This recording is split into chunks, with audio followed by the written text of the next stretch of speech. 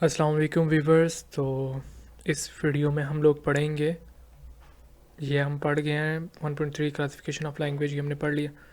The problem of assessment 1.4, the problem of language assessment के जो language है उसको असेस करने के लिए, उसको टेस्ट करने के लिए, उसकी एग्ज़ामिन करने के लिए, उसको मतलब उसका जो है ना वो टेस्ट, एग्ज़ाम और किसी भी चीज़ को चेक करने के लिए, किसी भी जो लैंग्वेज है उसको चेक करने के लिए, उसको चेक करने के दौरान कौन सी प्रॉब्लम आती है वो है द प्रॉब्लम ऑफ असेसमेंट। तो यहाँ पर किसकी असेसमेंट की प्रॉब्लम को हम डिस्कस करेंगे? लैंग्वेज की। Assessing language skill can be challenging due to various factors. तो एक जो लैंग्वेज जो स्किल्स हैं उनको चेक करने में ये जो कुछ प्रॉब्लम्स हैं जो कि चैलेंजिंग हो सकती हैं, मतलब कि ये कुछ मैस क्रिएट कर सकती हैं, या आपकी जो लैंग्वेज की असेसमेंट है, आपकी लैंग्वेज अगर आप टेस्ट कर रहे हो तो उसमें प्रॉब्लम आ सकती है। नंबर 1 है subjectivity. Subjectivity, language skill assessment is often subjective as it relies on human judgment. Different assessors may have varying interpretations of a person's speaking, writing or listening abilities. तो लैंग्वेज स्किल असेसमेंट जो है ये एक मतलब subjective किसे कहते हैं जी? जो हमारे ख़यालात पर मबनी एक चीज़ हो, जो हमारे जो पर्सनल थॉट्स हों उन पे जो चीज़ बेस्ड होती है उसको हम कहते हैं सब्जेक्टिव। तो इसलिए जो ह्यूमंस हैं, जो उनके जो असेसर्स होते हैं, क्योंकि वो ह्यूमंस हैं और ह्यूमन की जो जजमेंट है वो डिफरेंट होती है, और ये जो सब्जेक्टिविटी है ये रिलाइज़ करती है ऑन ह्यूमन। क्योंकि अगर किसी की पर्सनल जो थॉट्स हैं वो जिसको आप मतलब अगर असेसर जो है उसके पर्सनल थॉट उससे मिलते हैं जिसको असेस कर रहा है, तो हो सकता है कि वो उसको मतलब कि सही उसकी असेसमेंट करे। लेकिन अगर उसके पर्सनल थॉट सही नहीं मिल रहे किसी से, या उसकी पर्सनल जो उसके अपने ज़ाती ख़यालात हैं वो जिसको वो असेस कर रहा है, मतलब जिसकी असेसमेंट कर रहा है उससे नहीं मैच कर रहे, तो वहाँ पर जो असेसमेंट है उसमें प्रॉब्लम आ सकती है, चाहे वो उसकी स्पीकिंग हो, राइटिंग हो या लिसनिंग हो। तो ये वैसे भी नेचुरल है कि जिसके साथ हमारा माइंड जो है वो ज़्यादा कनेक्टेड होता है, हमें उसकी ज़्यादा समझ आती है, उसकी हमें लिखाई की भी ज़्यादा समझ आती है, उसकी स्पीकिंग की और उसकी लिसनिंग की। लेकिन जिसके साथ हमारी जो अंडरस्टैंडिंग नहीं सही होती, हमारे जो जिसके बारे में पर्सनल थाट सही नहीं होते, तो हमें उस बंदे की ना तो स्पीकिंग अच्छी लगती है, ना राइटिंग और ना लिसनिंग। तो सब्जेक्टिविटी जो है, यानी कि जो ज़ाती ख़यालात हैं, ये जो अपना एक एक्सपीरियंस है, वो भी जो है वो एक प्रॉब्लम क्रिएट कर सकता है असेसमेंट के दौरान। Multi faceted nature. तो लैंग्वेज स्किल जो होते हैं ये मल्टी फेस्टेड जो है वो एक नेचर के होते हैं, क्योंकि इसमें प्रोनाउंसिएशन भी होती है। लैंग्वेज जो स्किल है इसमें pronunciation, grammar, vocabulary, fluency and more, इसके अलावा यानी कि और भी चीज़ें हैं। तो जब इन सब को इवेल्युएट किया जाता है, evaluating all this aspect accurately can be complex. तो जब इन सब को आप एक साथ टेस्ट करोगे तो ये जो है कॉम्प्लेक्स बन जाएगा। अगर आप उसकी फ्लुएंसी चेक कर रहे हो तो आप शायद उसकी वोकेबलरी ना चेक कर रहे हो एट द सेम टाइम, लेकिन अगर आप उसकी जनाब आप वोकेबलरी चेक कर रहे हो तो हो सकता है आप उसकी फ्लुएंसी जो है उसको मिस कर रहे हो, या इसके बाद अगर आप उसकी प्रोनाउंसिएशन को उसकी मतलब असेस कर रहे हो तो हो सकता है आप उसकी ग्रामर या वोकेबलरी जो है वो उसको आप असेस ना कर रहे हो। तो मल्टी फेस्टेड जो है नेचर होने की वजह से भी एक असेसमेंट में प्रॉब्लम आ सकती है कि आप इन तमाम जो एस्पेक्ट्स हैं इनकी एक्यूरेट जो है वो आप असेसमेंट नहीं कर सकते, क्योंकि ये बहुत ही कॉम्प्लेक्स हो जाता है। कल्चरल कॉन्टेक्स्ट नंबर 3 पे हेडिंग है, language is deeply tied to culture and what is considered correct or appropriate may vary between cultures. Assessor need to be aware of these cultures no nonsense, ये nonsense है, nonsense नहीं। तो जो cultural context है, पहले तो हम जाने थे कल्चरल कॉन्टेक्स्ट क्या होता है। कल्चरल जो है तब हमारा मतलब सकाफ़ती, और कॉन्टेक्स्ट होता है ओवरऑल आइडिया, मेन आइडिया। तो जब जो लैंग्वेज है वो बहुत ही ज़्यादा गहराई में मतलब जुड़ी होती है अपने कल्चर के साथ। जो बलोची है वो बलूचिस्तान के कल्चर के साथ बहुत ज़्यादा टाइड है। उर्दू जो है वो मतलब कि जो वहाँ पर उर्दू बोली जाती है तो उनके कल्चर के साथ बहुत ज़्यादा इंटरलिंक्ड है। पंजाबी पाकिस्तान में मतलब जो पंजाबी होते हैं तो उनके साथ उसका बड़ा गहरा ताल्लुक़ है लैंग्वेज का, deeply tied to their culture. यानी कि लैंग्वेज जो है वो जुड़ी हुई है अपने उस ख़ास कल्चर से जिसकी वो लैंग्वेज है।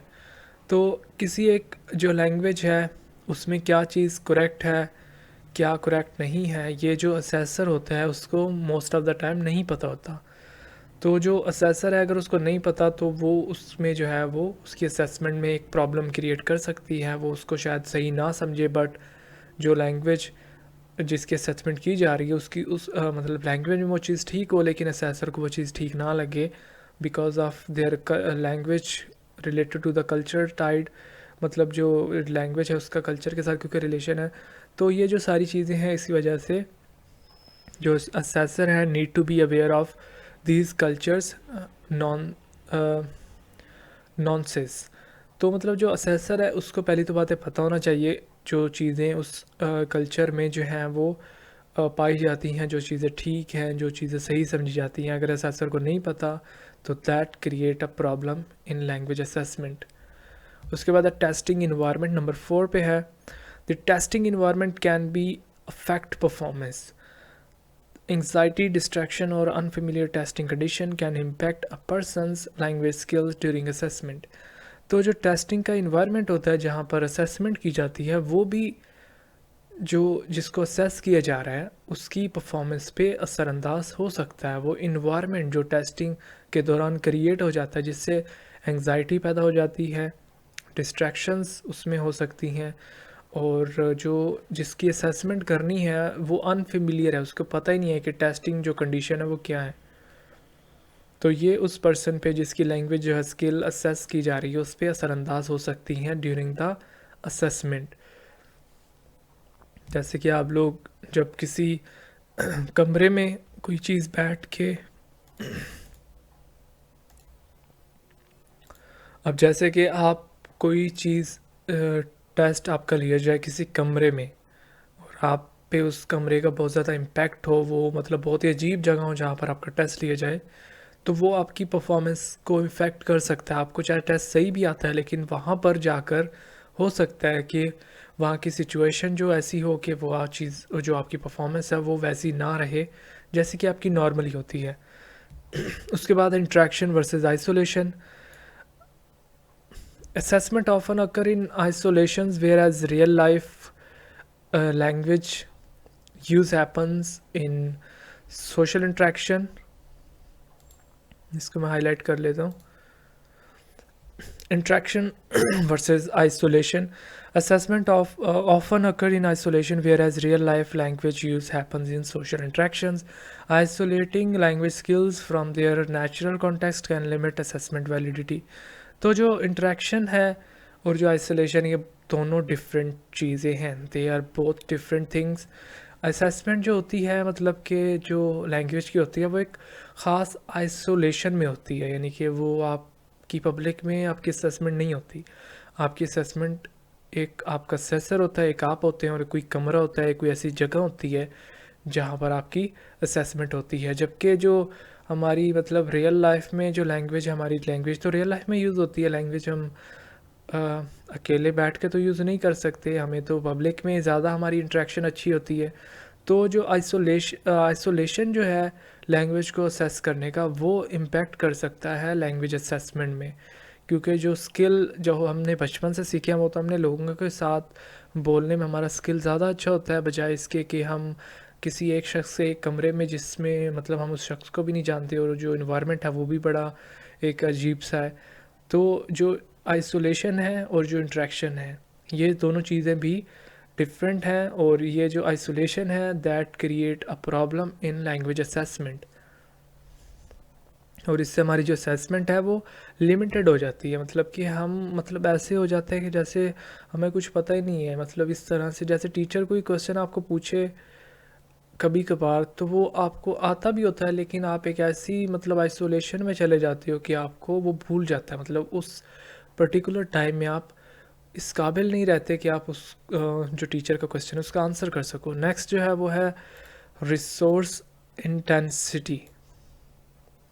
रिसोर्स इंटेंसिटी पढ़ लेते हैं हम।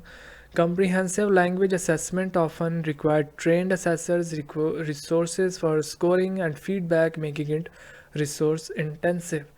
तो अगर तो आपकी असेसमेंट रिसोर्सफुल है तो ठीक है, लेकिन अगर आपके रिसोर्सेज ही पूरे नहीं है, लैक ऑफ रिसोर्सेज हैं, this problem lead to create problem in assessment, because आपके पास तो चीज़ें ही पूरी नहीं है। आपका तो मतलब असेसर जो है वो ही उसकी ट्रेनिंग ही नहीं है, मतलब ट्रेंड असेसर ही नहीं है आपके पास, तो आपने ऐसे ही कोई उठा के कहीं किसी को असेसर बना दिया जो असेसमेंट कर रहा है, और आपके पास कोई नोटबुक भी उसके पास कोई ऐसा मतलब कि स्कोर देने के लिए उसको कोई चीज़ ही नहीं है, कोई फीडबैक देने के लिए जो असेसर है उसके पास कोई फीडबैक के लिए चीज़ नहीं है, उसके पास कोई कॉपी नहीं है, कोई पेंसिल नहीं है, वो ऐसे ही बैठा है कुर्सी पे बस। तो इससे भी जो है आपकी असेसमेंट में प्रॉब्लम बन सकती है अगर आपके जो रिसोर्सेज हैं वो अवेलेबल नहीं है, और because it's a resource intensity यहाँ पर है, रिसोर्स होने चाहिए तभी असेसमेंट जो है वो सही से होगी, otherwise create a problem in assessment. अगर आपके रिसोर्सेज जो है लैक ऑफ रिसोर्सेज है तो it's definitely create a problem. Number 7 पढ़ लेते हैं हम लोग, बाइस एंड फेयरनेस। तो बाइसनेस और फेयरनेस जो है ना, ये दोनों मुतज़ाद चीज़ें हैं। बाइसनेस होता है किसी की साइड लेना, और फेयरनेस होता है आप मतलब कि बग़ैर किसी साइड के एक फ़ेयर तरीके से, मतलब एक जिसे कहते हैं ना मेरिट पे कोई फ़ैसला करना, कोई असेसमेंट आप सही तरीके से असूल व ज़वाबित के मुताबिक करें तो वो फेयरनेस होती है। अगर किसी की आप तरफदारी कर रहे हैं वो बाइसनेस है। Language assessment can be praised can be biased towards specific accents or delicates, disadvantaging individual who do not conform to these norms. Ensuring fairness and inclusivity is a challenge. तो जो लैंग्वेज असेसमेंट है ये मतलब कि biased हो सकती है अगर उस शख्स की जिसको आप असेस कर रहे हो उसकी एक्सेंट ऐसी है कि जिसके साथ आप मतलब आप उसकी तरफदारी करो, या मतलब उसका कोई बैकग्राउंड ऐसा है, वो मतलब आपके कोई चाचे का बेटा है, मतलब कोई रिश्ता ऐसा है या कोई ऐसी कनेक्शन है जिससे वो जो है आप उसकी तरफदारी ले रहे हो, और उसकी जो मतलब उसमें मतलब कोई ऐसी खामी है जो आप नोट ही नहीं कर रहे। असेसर तो वो होता है ना जो हर एक चीज़ को नोट करे, लेकिन अगर आप उसकी तरफ मतलब आप तरफदारी कर रहे हो तो आप तो फिर असेसमेंट उसकी सही नहीं कर सकते। और इसी तरह अगर किसी की आपको जनाब चीज़ पसंद नहीं है, मतलब उसकी आपको उसकी जनाब एक्सेंट अच्छी नहीं लगती है, वो किसी और एक्सेंट में बात करता है, वो कहीं और जगह का है, तो आप उसकी जो है वो आप उससे बाइस नहीं होते, लेकिन जो आपके इलाके का आपके चाचू का बेटा है उससे आप बाइस तो बिल्कुल उसकी तरफदारी कर रहे हो। तो ये चीज़ें जो हैं ये भी जो फेयरनेस है उसको असेसमेंट में जो फेयर है असेसमेंट उसमें एक चैलेंज क्रिएट कर सकती हैं। और अगर बाइसनेस जो है वो अगर आप अनबाइस्ड होकर कोई असेसमेंट करते हैं तो वो ठीक होती है, लेकिन अगर आप बाइस्ड हो जाते हैं in the during the assessment process then it lead to a problem in assessment. उसके बाद स्टैंडर्डाइजेशन, इसको मैं हाईलाइट कर देता हूँ पहले।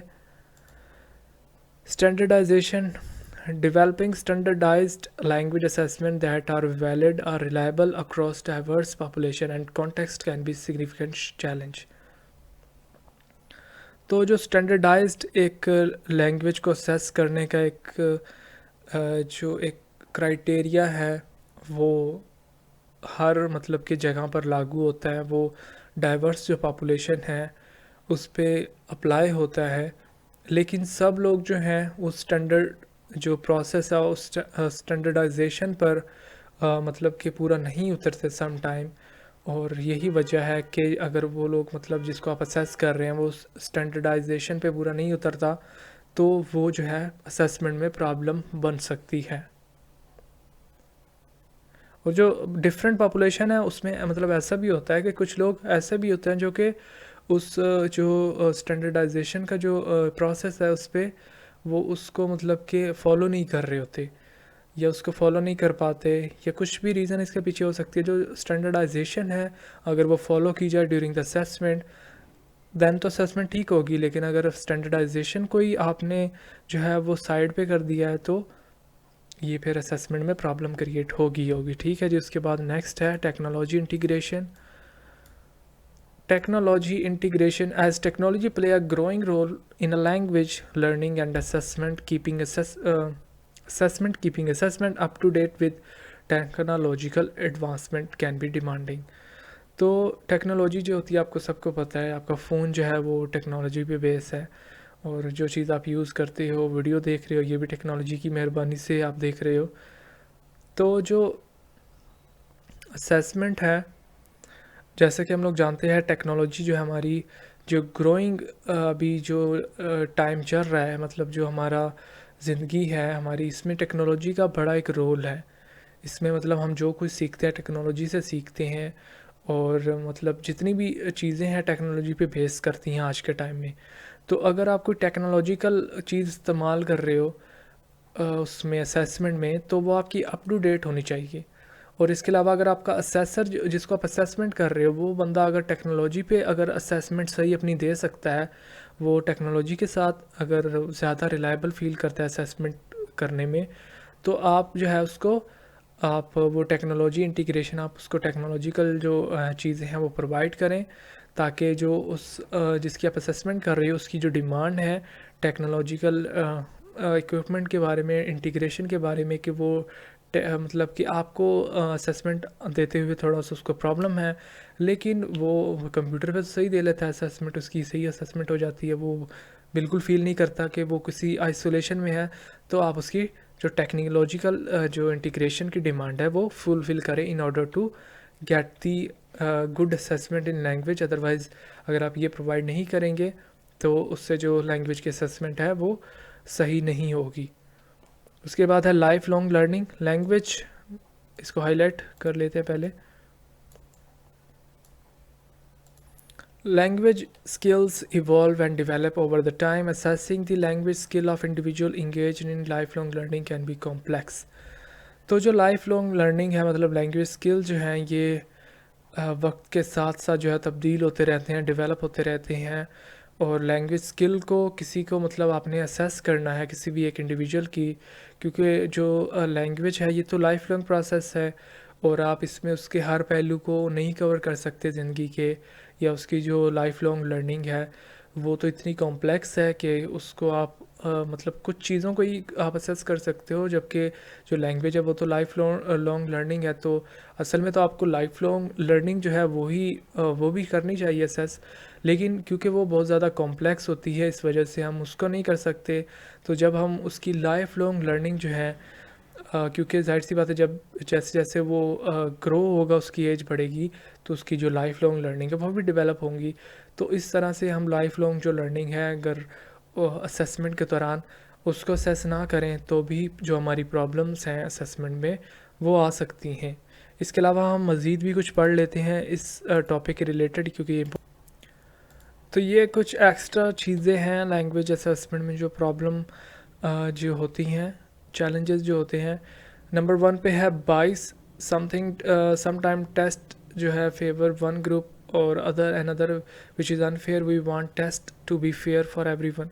तो जो बाइसनेस है, अगर बाइस जो है यानी कि किसी की तरफ लेना, तरफदारी करना, तो जब आप बाइस हो जाते हो किसी भी असेसमेंट में तो उससे भी जो है प्रॉब्लम क्रिएट होती है। लिमिटेड कॉन्टेक्स्ट टेस्ट में not reflect real life language use, making them less useful in practical situation. तो जो असेसमेंट होती है क्योंकि उसमें लिमिटेड जो है चीज़ें होती हैं, उसमें कुछ आप जो रियल लाइफ लैंग्वेज है मतलब पूरी की पूरी को आप जो टेस्ट नहीं कर सकते, असेस नहीं कर सकते, तो लिमिटेड कॉन्टेक्स्ट की वजह से भी असेसमेंट में प्रॉब्लम आ सकती है। Complexity, some texts are too hard or use difficult language which can be discourage or may not accurate measure what someone knows। तो टेक्स्ट जो है अगर कॉम्प्लेक्सिटी उसमें ज़्यादा है तो भी जो है वो उसमें एक प्रॉब्लम क्रिएट हो सकती है असेसमेंट में, कि अगले को समझ ही नहीं आ रही है ऐसी लैंग्वेज का इस्तेमाल किया है, तो इससे भी जो है वो जो रिज़ल्ट निकलते हैं वो एक्यूरेट नहीं होते। Cultural difference, some question might assume knowledge that's specific to particular culture which isn't fair for people from the other culture। तो अगर कोई कल्चरल उसमें क्वेश्चन पूछ लिया गया असेसमेंट में, जो कि जाहिर सी बात है डिफरेंट कल्चर में डिफरेंट चीज़ें होती हैं, तो स्पेसिफिक और पर्टिकुलर कल्चर जो है उसके बारे में अगर कोई क्वेश्चन आपसे पूछूं मैं भी, तो आपको शायद ना आए। जाहिर सी बात है, जो कि डिफरेंट लोग हैं डिफरेंट कल्चर में रहते हैं, तो उनको कैसे पता होगा डिफरेंट कल्चर में क्या हो रहा है। तो कल्चरल जो डिफरेंसेस है, इस तरह के क्वेश्चन पूछने से भी लैंग्वेज में जो उसकी असेसमेंट है उसमें प्रॉब्लम आती है। टाइम कॉन्स्ट्रेंट्स, टेस्ट क्योंकि होता है लिमिटेड टाइम का, उसमें टाइम लिमिट होती है which can create stress and may not allow people to show their real language abilities. तो जो टेस्ट का टाइम है क्योंकि वो भी कम होता है, जिसकी वजह से जो जिसको आप टेस्ट कर रहे हैं, मतलब आप जिसकी असेसमेंट ले रहे हैं, जो इंडिविजुअल असेसमेंट अपनी दे रहा है, तो वो हो सकता है कि टाइम की वजह से उसको बड़ी टेंशन हो जाए कि यार टाइम बड़ा कम है, तो जो उसकी एबिलिटीज़ हैं, मतलब कि उसकी जो लैंग्वेज एबिलिटीज़ हैं वो ज़ाहिर ही ना कर सके उस असेसमेंट में जो उसको करनी चाहिए। Multiple choice problem, multiple choice question can be tricky as people might guess the right answer without really knowing the material। तो मल्टीपल चॉइस जो क्वेश्चन है ये मतलब कि आम तौर पर बड़े ट्रिकी होते हैं, मतलब इसमें ऐसे आपको लग रहा होता है कि जो आपने सवाल पढ़ा है, तो ऐसा लगता है आपको कई दफ़ा कि जो उसकी आंसर है ना वो ए और बी दोनों है। ऐसा मतलब कि होता है, अगर जो कॉम्प्लेक्स क्वेश्चन है ना, आपको उसका आंसर जो है ना वो टेंशन होती है कि ये होगा ये होगा, आपको आता हो चाहे एमसीक्यूज़ अगर आपको आता भी है तो ठीक है, लेकिन वो अगर ऐसा कॉम्प्लेक्स है कि दो ऑप्शन हैं जो कि मिलते जुलते हैं, तो वहाँ पर आपको जो है ना कॉम्प्लेक्सिटी बन जाती है और आप गैस लगाते हो। लेकिन गैस भी आप कैसे लगाओगे अगर आप उस चीज़ को समझ ही ना सको। तो मल्टीपल जो चॉइस प्रॉब्लम्स हैं वो भी प्रॉब्लम क्रिएट कर सकती हैं असेसमेंट के दौरान। Scoring subjectivity, sometime these scoring of open-ended question can be subjective leading to a potential errors। तो ये जो स्कोरिंग सब्जेक्ट ये हम रहने देते हैं, ये थोड़ा सा अजीब लग रहा है मुझे, हम वो करेंगे जो इजी है। लिमिटेड स्किल असेसमेंट, टेस्ट में focus too much on one skill, reading not enough on other, speaking and listening. तो जो लिमिटेड स्किल है, अगर तो टेस्ट में उनको असेस किया जाए लिमिटेड स्किल को, तो उसमें मतलब लिमिटेड स्किल असेसमेंट में तो सिर्फ आपकी कुछ चीज़ें ही टेस्ट होंगी। उसमें आपकी जो हो सकता है कि एक बंदा जिसको मतलब जो रीडिंग में अच्छा ना हो लेकिन स्पीकिंग और लिसनिंग में अच्छा हो, लेकिन आपकी तो मतलब रीडिंग का असेसमेंट हो रही है, तो ये प्रॉब्लम क्रिएट हो सकती है किसी ख़ास पर्सन के लिए, कि उसमें जो क्योंकि लिमिटेड स्किल को ही असेस किया जाए अगर, तो उसमें ये प्रॉब्लम क्रिएट हो सकती है। चीटिंग इसके बाद है, तो अगर चीटिंग, पीपल में try to cheat on test which undermines their accuracy. तो अगर तो चीटिंग जो है वो हो रही है, पीपल जिसका आप असेस कर रहे हो, जिस बंदे को उसने चीटिंग कर ली है, तो वो जो है वो उसकी जो रिज़ल्ट है उसकी एक्यूरेसी को जो है उसमें फ़र्क आ सकता है, कि वो इतना मतलब कि जो स्कोर अच्छे ले ले लेकिन उसे आता कुछ ना हो, नकल उसने की हो चीटिंग, तो उससे जो उसकी एक्यूरेसी है उसमें इशू आ जाता है, और ये इशू जो है वो लैंग्वेज प्रॉब्लम की असेसमेंट जो है लैंग्वेज की असेसमेंट में एक प्रॉब्लम हो सकती है। Lack of feedback, some test don't provide feedback making it harder for test taker to learn from their mistakes. तो अगर तो लैक ऑफ फीडबैक यानी कि फ़ीडबैक ही नहीं पूरा दिया जा रहा, जो कि कुछ टेस्ट ऐसे भी होते हैं जिसमें फ़ीडबैक जो है वो नहीं प्रोवाइड किया जाता, तो ये जो टेस्ट देने वाला है उसके लिए एक डिफ़िकल्टी जो है ना उसके लिए होती है यहाँ पर, उसके लिए डिफ़िकल्ट होता है, हार्ड होता है, क्योंकि उसको जो उसकी मिस्टेक्स हैं वही नहीं पता होती कि मैंने मिस्टेक क्या की है। Inadequate preparation, some people may not have had an across to a proper preparation for the test which isn't fair। तो जो आपकी जो इनकम्प्लीट प्रिपरेशन है, आपने से कुछ लोग हैं जो कि पेपर की जो असेसमेंट है उसकी तैयारी नहीं सही करते, तो अगर उसने तैयारी नहीं सही की तो आप उसको कैसे असेस करोगे, क्योंकि वो इस तरीके से तो वो प्रॉपर असेस ही नहीं होगा, क्योंकि हो सकता है कि उसे वो चीज़ें आती हों लेकिन उसने क्योंकि तैयारी नहीं की, तो उसकी जो प्रिपरेशन ही कंप्लीट नहीं है। तो ये भी जो है लैंग्वेज असेसमेंट में एक प्रॉब्लम हो सकती है।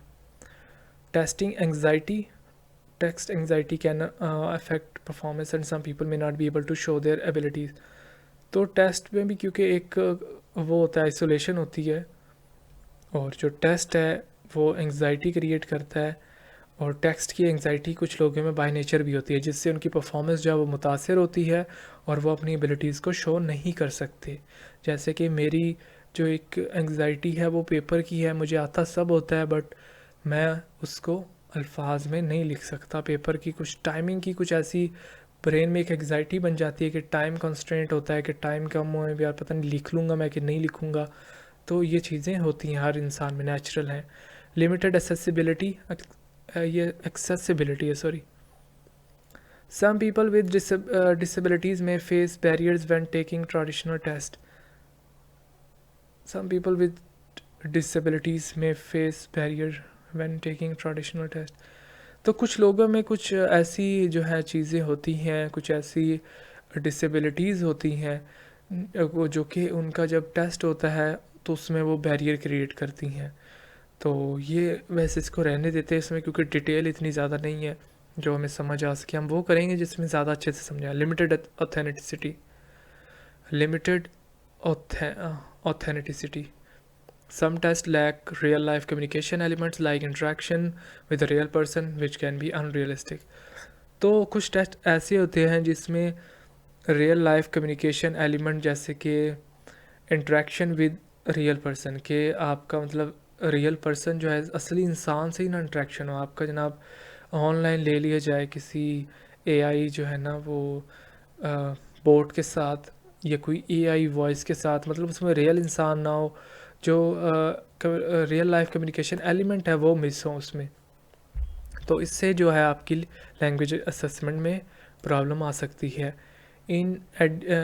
inadequate test update, test can become outdated and not reflect current language use and trends.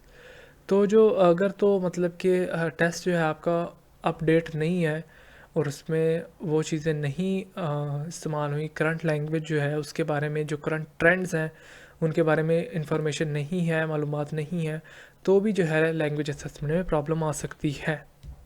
तो यहाँ पर हम इस वीडियो को एंड करेंगे और आई होप कि आपको समझ आ गई होगी। इस वीडियो के लिए बहुत ही इतना ही, बस मैं इससे ज़्यादा तो कुछ एक्सप्लेन नहीं करूँगा। एक ही क्वेश्चन था, लैंग्वेज असेसमेंट प्रॉब्लम्स, जो कि कल क्लियर हो चुका है, और इस वीडियो को यहीं पर एंड करते हैं। थैंक यू सो मच इस वीडियो को देखने के लिए। नेक्स्ट वीडियो में मिलेंगे। अल्लाह हाफ़िज़।